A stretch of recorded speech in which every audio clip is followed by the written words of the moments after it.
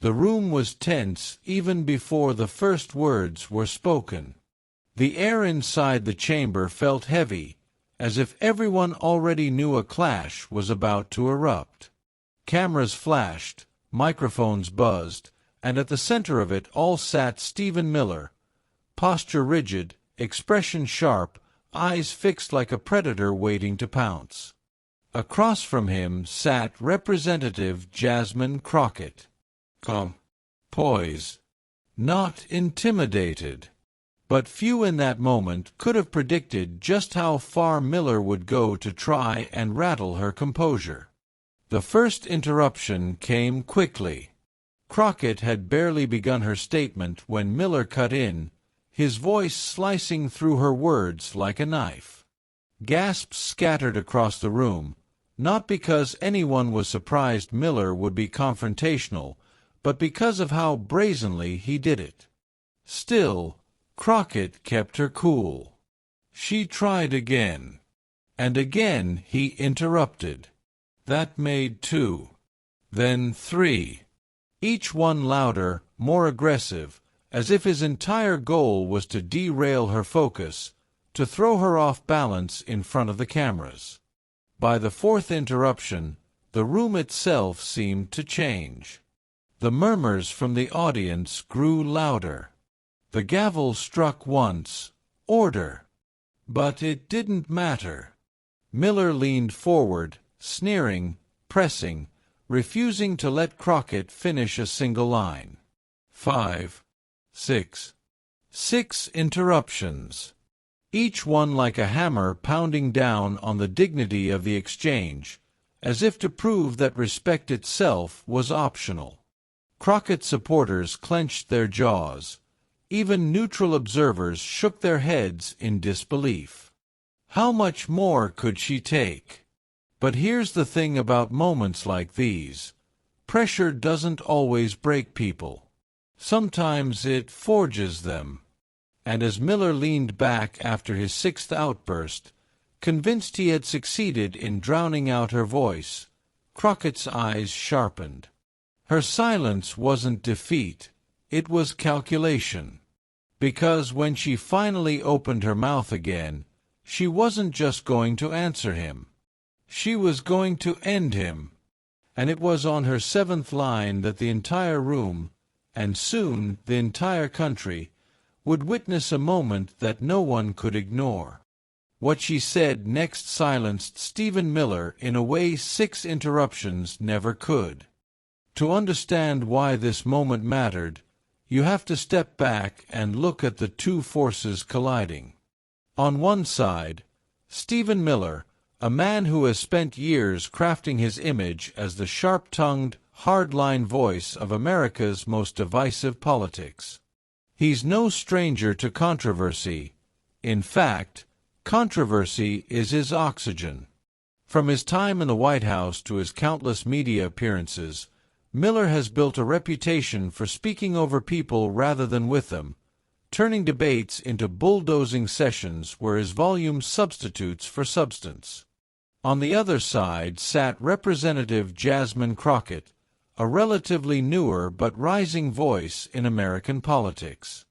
She had fought her way into Congress not by inheriting power, but by challenging it. For her, the microphone wasn't just a tool. It was a platform for those who had been ignored, dismissed, or pushed aside for too long. She represented not just herself, but entire communities that had historically been silenced. And that's why each interruption mattered. It wasn't just Miller cutting her off. It was symbolic of something larger, a pattern America has seen too many times before. The dismissal of women's voices. The undermining of black voices. The arrogance of power trying to smother the rising truth. Every time Miller leaned forward to interject, it wasn't just rudeness. It was domination. It was an attempt to write the rules of engagement in real time, to say, "Your voice doesn't count unless I allow it." And every time Crockett drew in a breath to continue, She was fighting against centuries of that same silencing. This is why the tension grew with every interruption.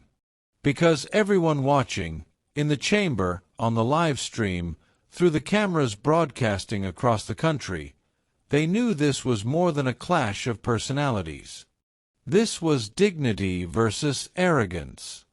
This was composure versus chaos. This was truth trying to stand tall in the face of noise. By the fifth interruption, commentators online were already typing furiously, "Unbelievable. He won't even let her speak." Memes were being drafted in real time. Clips were being clipped before the hearing even ended. Because audiences recognized what was unfolding, and they wanted to see if Crockett could withstand the storm. And that's when something subtle shifted. You could see it in her eyes. Miller thought he was winning by talking louder, but Crockett was playing a longer game. Each time he cut her off, she measured her response. Each time he tried to drown her out, she saved her energy for the perfect moment. It was no longer just a hearing. It had become a test of endurance, a duel of patience, and a countdown to a moment nobody saw coming. Because what happened next didn't just change the rhythm of the exchange, it changed the trajectory of the entire confrontation. The interruptions had set the stage. The tension had built to its breaking point. And Miller's arrogance, his need to be heard above all else, had unknowingly created the perfect opening for the one line that would not only stop him cold, but also echo across social media, cable news, and living rooms nationwide. A clash had become a symbol. A hearing had become a battlefield. And America was about to watch a single sentence become more powerful than 1,000 interruptions. And when it came, it left Stephen Miller with no words at all. To understand the weight of what unfolded in that chamber, you have to understand who Stephen Miller is, and why his very presence carries the kind of energy that turns any room into a battlefield. Miller is not just another political aide turned commentator. He is the architect of some of the most polarizing policies in modern American history. His fingerprints can be found on everything from travel bans to family separation policies at the border. To his supporters, he's a defender of uncompromising nationalism. But to his critics, he's the embodiment of cruelty dressed up as intellectual rigor. For years, Miller has thrived on conflict. He doesn't merely debate, he bulldozes. He doesn't just argue, he interrupts, repeats, and overwhelms until the other side loses not just their voice but their patience. To him, dominance is the win condition, and interruption is the strategy. This is why his interruptions of Jasmine Crockett that day felt so familiar. Viewers had seen this playbook before. Talk louder, cut off, control the frame. It's a tactic that might work on the unprepared, or those unwilling to match his relentlessness. But beneath the bravado, there has always been something else, a contradiction Miller can never escape. For all his fiery certainty, Miller has built a career not on persuasion, but on provocation. He doesn't try to win hearts. He tries to overwhelm ears. His brand is noise, not nuance. And in a world saturated with sound bites and shouting matches, this approach has given him relevance, but not respect. His arrogance is not subtle. Watch his body language in any hearing, any television interview, and you'll see it. The tight jaw, the condescending smirk, the tone that suggests not debate, but disdain. It's the performance of a man who believes he cannot be challenged. And for years, few have been willing or able to call his bluff. That arrogance is what made the confrontation with Crockett so riveting. Because Miller wasn't just interrupting a colleague, he was reenacting his entire political persona in real time. To him, this wasn't a woman trying to speak. It was a chance to reinforce his own dominance, to prove once again that sheer force of voice could erase an opponent. And yet, beneath the spectacle, audiences felt something different this time. They felt frustration, sharp, gnawing frustration. Because each time Miller cut in, it wasn't just disrespectful, it was predictable. It was the same tired performance, the same refusal to engage on substance, the same playbook he had used again and again. The room could sense it. The viewers could sense it. And the patience of the public was wearing thin. Commentators later noted that his interruptions that day revealed more about him than about Crockett. They revealed a man who, for all his power and polish, lacked confidence in the strength of his own ideas. After all, if his arguments were so unshakable, why was he so afraid to let them stand alongside hers? Why the need to stomp out every syllable before it could even reach the microphone? This is where the villain archetype crystallizes, arrogance masking insecurity, bluster disguising weakness. Miller's insistence on control made him appear strong in the moment, but it was exactly that insistence that created the conditions for his undoing. Because for every interruption, Crockett was storing energy. For every attempt to silence her, she was sharpening her eventual response. Miller thought he was drowning her out. In reality, he was writing the very setup for his own collapse. And that's the irony of Stephen Miller's presence in American politics. His greatest weapon, his voice, is also his greatest vulnerability. Used sparingly, it commands attention. Used relentlessly, it reveals desperation. And on that day, with 6 interruptions stacked like dominoes, Miller's desperation was showing. But here's the part he didn't calculate. Jasmine Crockett wasn't just another target. She wasn't going to play the role of the rattled opponent, flustered and silenced. She wasn't going to cede the floor to his performance. She had something else waiting, something Miller hadn't prepared for. And when the moment came, she delivered a line that turned his own strategy against him, silencing not only his interruptions, but his entire persona.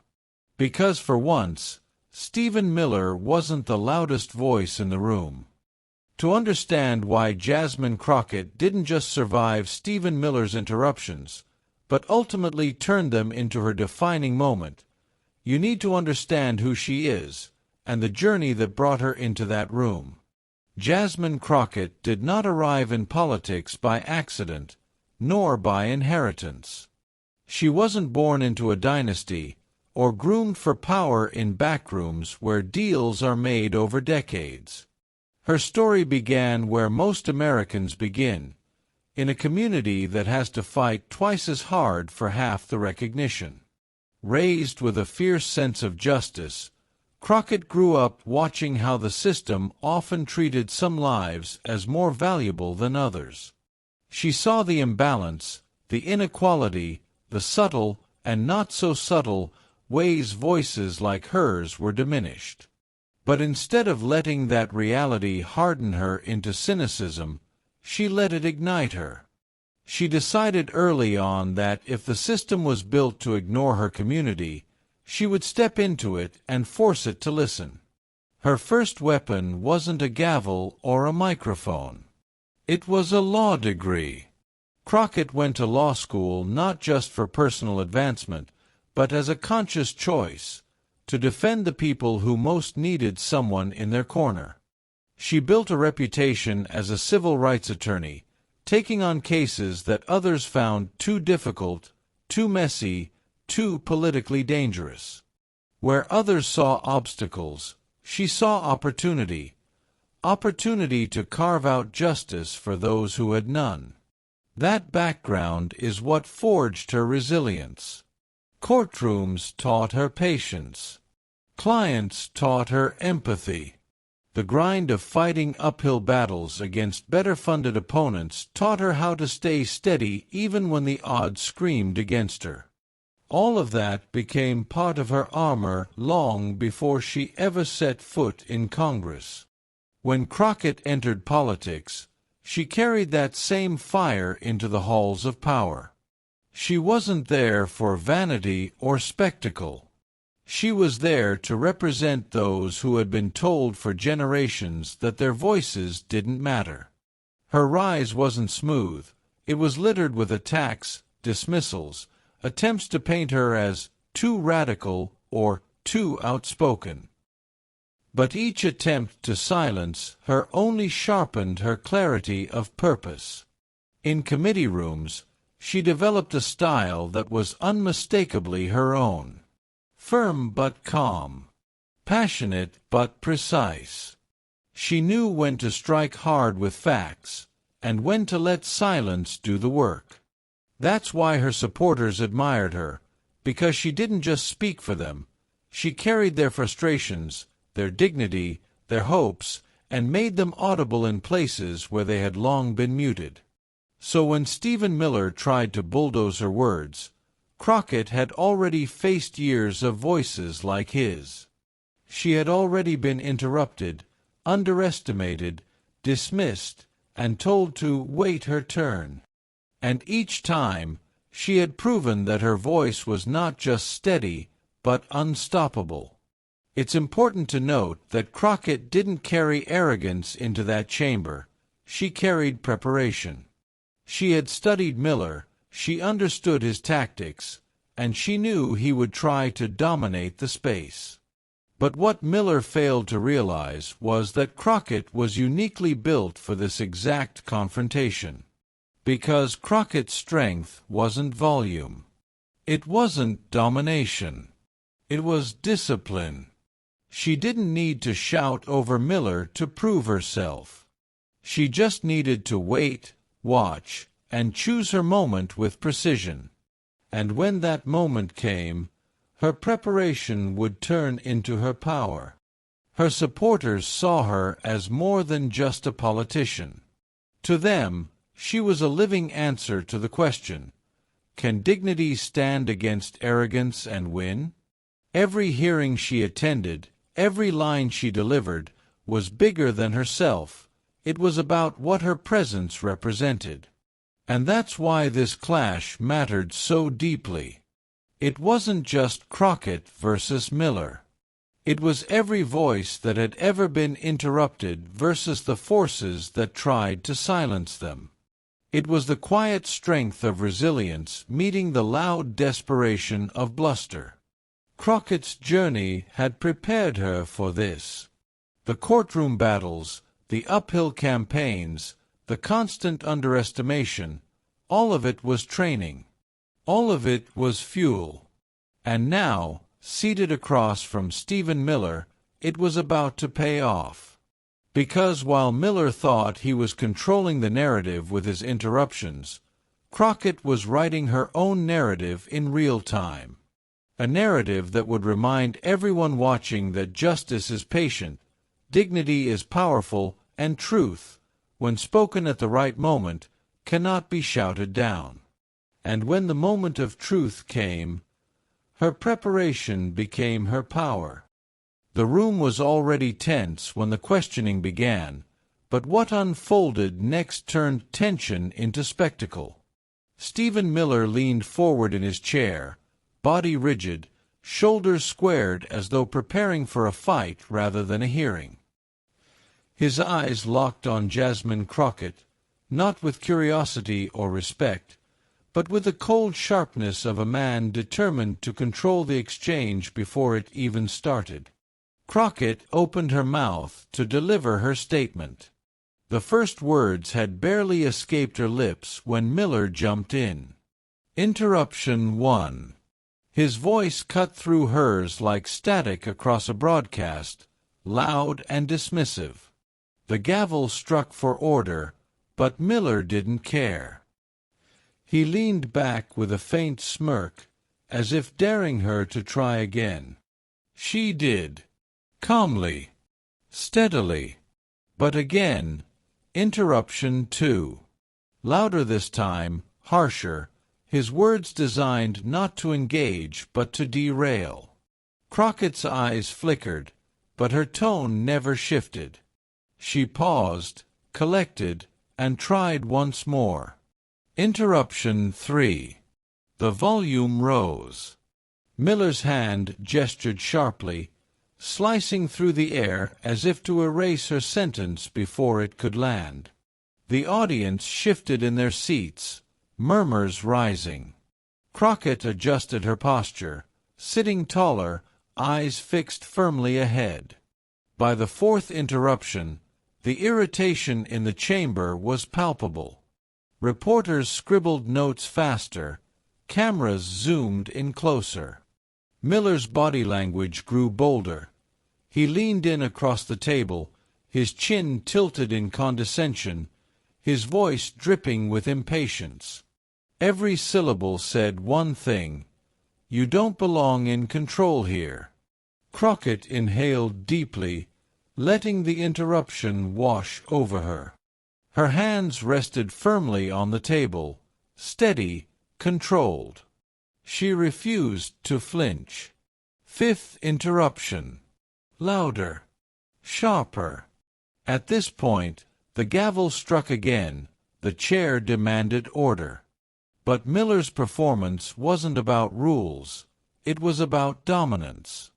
He raised his hand mid-sentence, talking over her deliberately, knowing millions would see it, knowing that volume often masquerades as authority. The tension rippled through the room. Some spectators shook their heads in disbelief. Others leaned forward, waiting, wondering, how much more would she take? And then came the sixth interruption. Miller's voice thundered across Crockett's sentence, his words tumbling out fast, unrelenting. His face flushed with the effort of control, his jaw tight, his gestures wide. He wasn't asking questions anymore.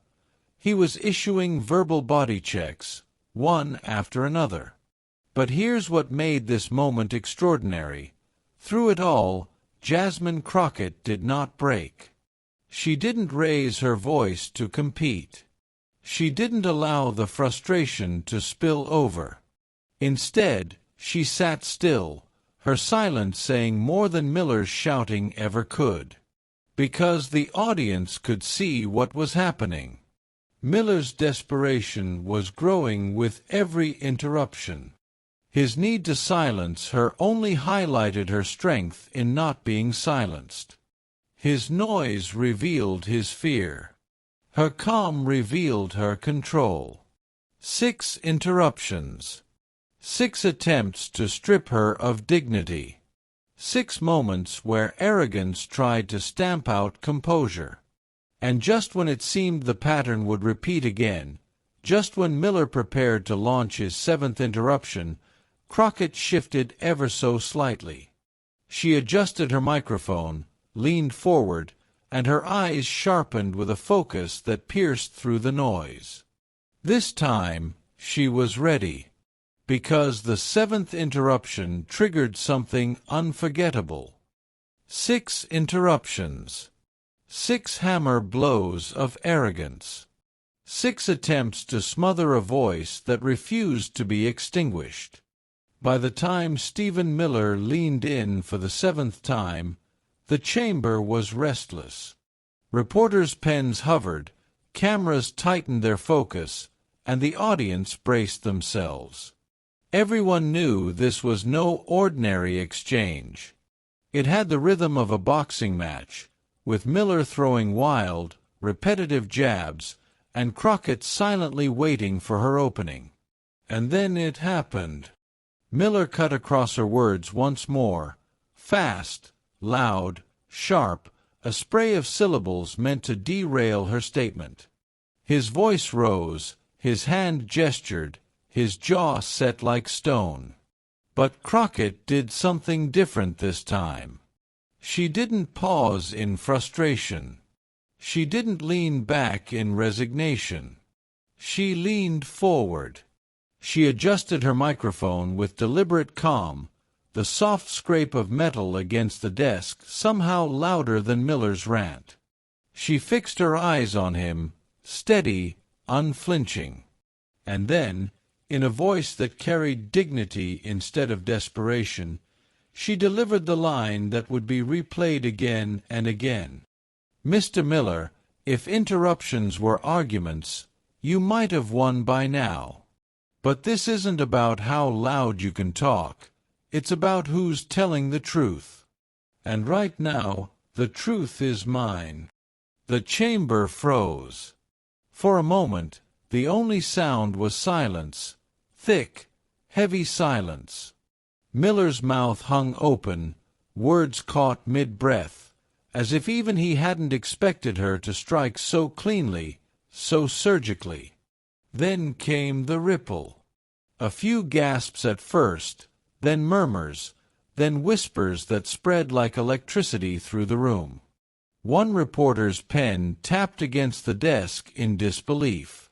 A staffer covered their mouth to hide a grin. A camera flash popped, capturing the instant Miller's confidence faltered. Crockett sat back, not smug, not gloating, but calm, the composure of someone who had spoken not just for herself, but for everyone watching who had ever been interrupted, dismissed, or silenced. Miller tried to recover. He opened his mouth, his face flushed, his hand twitched as though to fire back another interruption. But the energy had shifted. His words stumbled over each other, louder but less certain, his rhythm broken. Each attempt to reassert himself only made his desperation more visible, because the line had pierced deeper than a rebuttal. It had exposed him. Crockett hadn't just countered his interruptions. She had reframed them as weakness. In one sentence, she turned the audience's irritation into vindication and Miller's arrogance into embarrassment. The crowd's reactions told the story. A subtle, stifled chuckle rolled through one side of the chamber. A few claps broke out before the gavel slammed to restore order. Online, the clip was already being clipped, hashtags already being imagined. Viewers at home leaned closer to their screens, smiling, shaking their heads, saying aloud to no one in particular, "She got him." And Miller knew it. His jaw clenched tighter, his words less coherent. He shifted in his seat, no longer leaning forward with predatory confidence, but back, as though trying to shield himself from the spotlight that now burned against him. Crockett, meanwhile, didn't need to say another word. She had made her point. With patience, with precision, with dignity, she had turned 6 interruptions into kindling and lit them ablaze with one perfectly timed spark. The power of the moment wasn't just in the words themselves. It was in how she delivered them.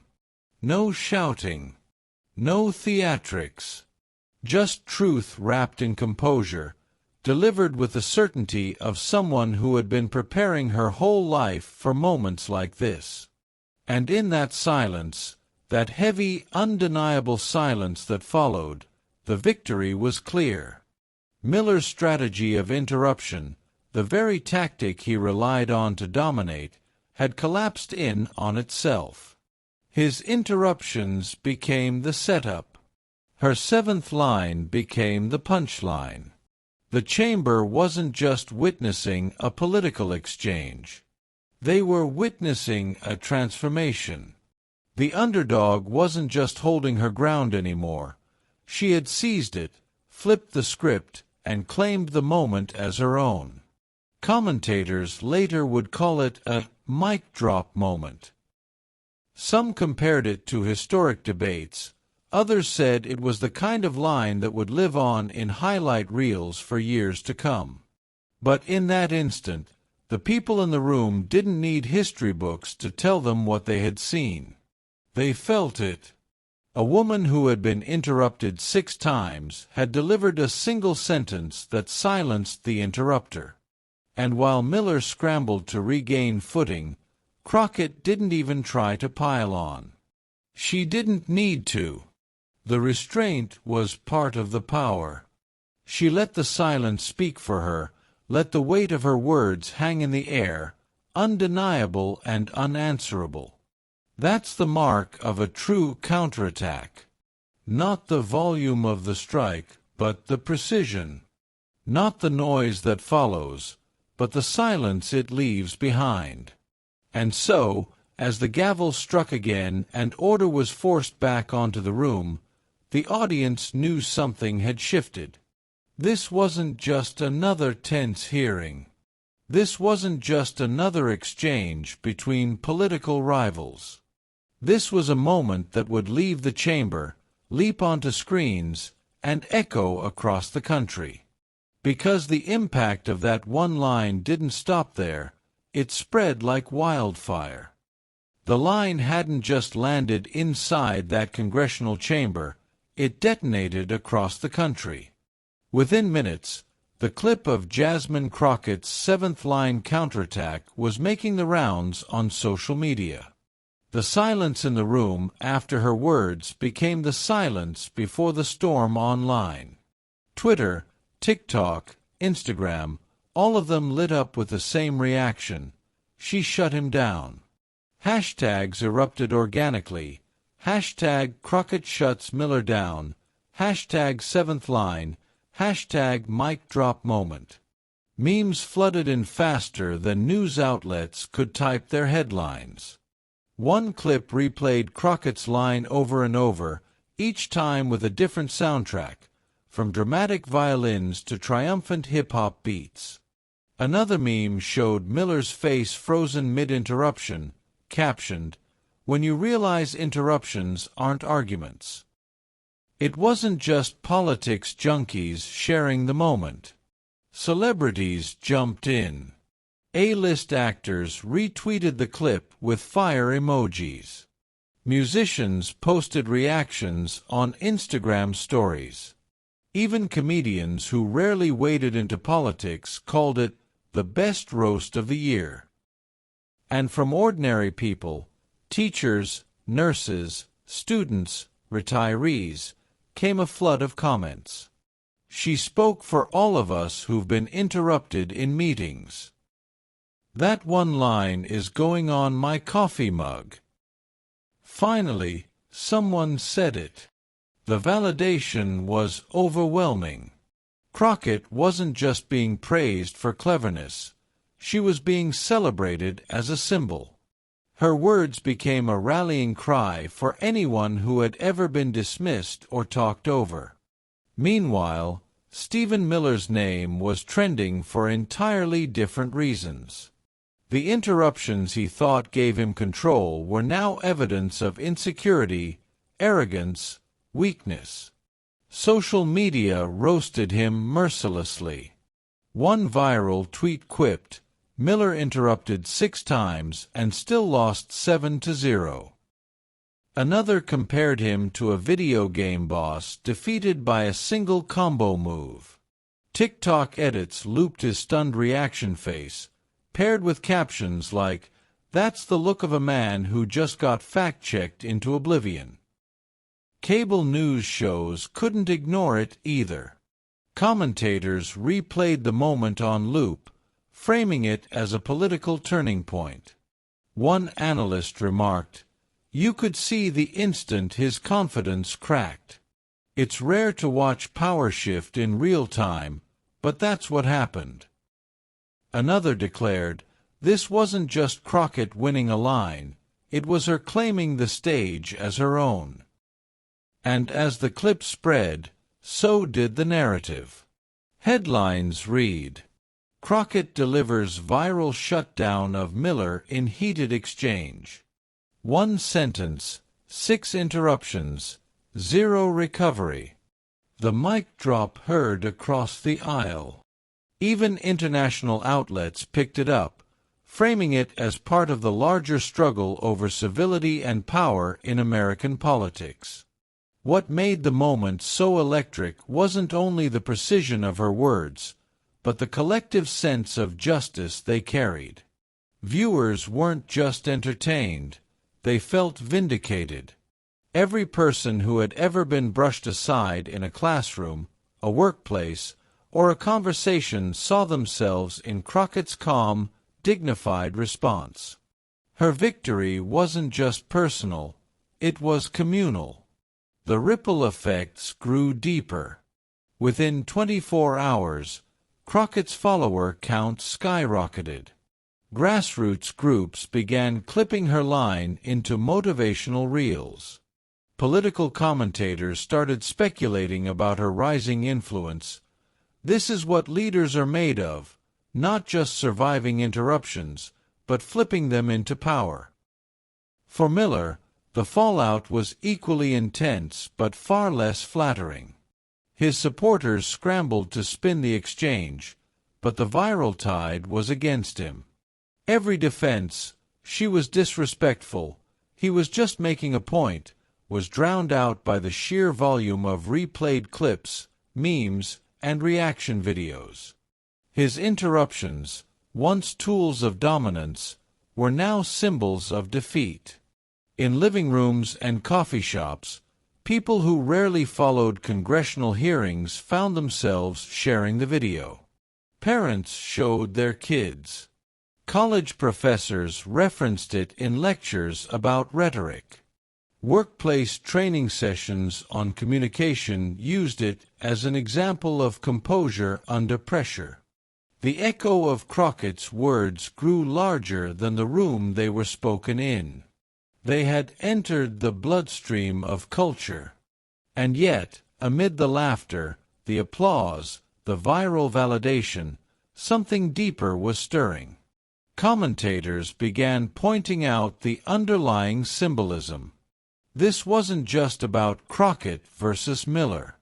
This was about representation. About how women, especially women of color, are so often interrupted, dismissed, or overshadowed. Crockett's 7th line wasn't just witty, it was historic. It became a moment of visibility, a reminder that dignity and truth can cut through noise. The collective cheer was undeniable, but so was the deeper resonance. Because beyond the memes and trending hashtags, beyond the highlight reels and the late-night comedy sketches, lay a truth that went further than virality. A truth about power, about voice, about the unshakable impact of standing firm when the world expects you to yield. And that truth was only just beginning to unfold. Cliffhanger, yet beyond the viral moment lay a deeper truth, one that resonates far beyond this room.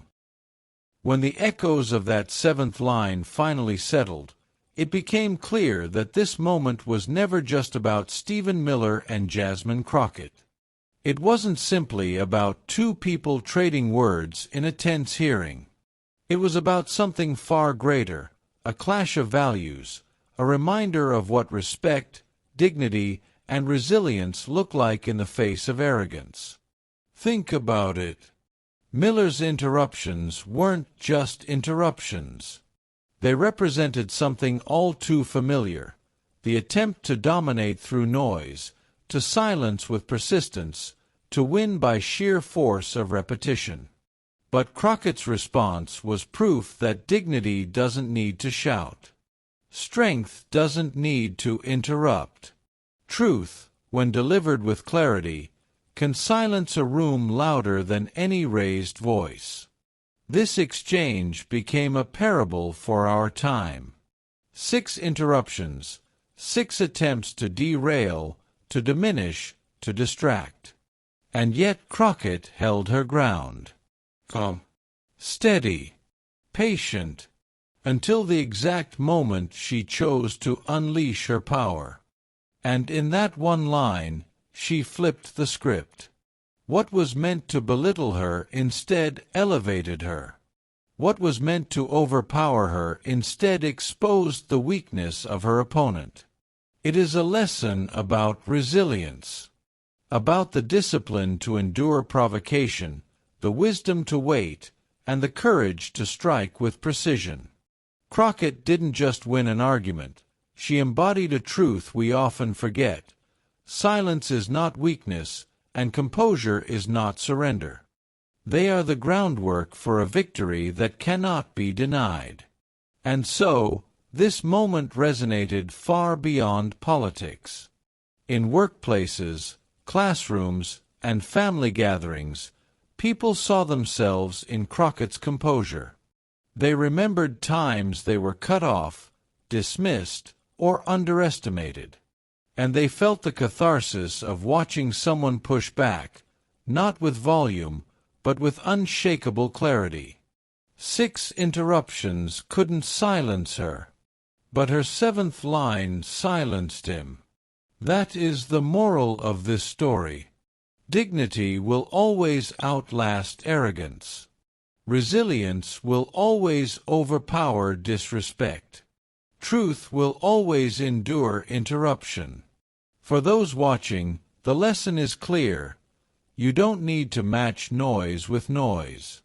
You don't need to mirror arrogance with anger. Sometimes, the most powerful weapon is patience. Sometimes, the sharpest blade is a single sentence delivered at the right moment. And maybe that is why the world couldn't stop sharing it. Why social media exploded, why commentators replayed it, why ordinary people felt inspired. Because in that exchange, Crockett didn't just win a debate. She reminded us of who we can be when we refuse to be rattled, when we refuse to be silenced, when we trust in the strength of our own voice. This is the resolution. This is the moral. This is the takeaway that lingers long after the hashtags fade. That no matter how many times arrogance interrupts, dignity endures. No matter how many times truth is challenged, it rises again. And no matter how many times voices try to drown out justice, justice finds a way to speak and be heard. So if this moment inspired you, don't just watch it. Share it. Carry it. Live it. Let Crockett's 7th line remind you that your voice matters, that your truth matters, and that no amount of interruption can take that away from you. And if you believe in moments like this, moments where resilience triumphs over disrespect, where truth silences arrogance, then join us. Subscribe, share, and be part of the movement that says, "We will not be interrupted." Because one voice, spoken at the right time, can echo far beyond a room. It can echo into hearts. It can echo into history.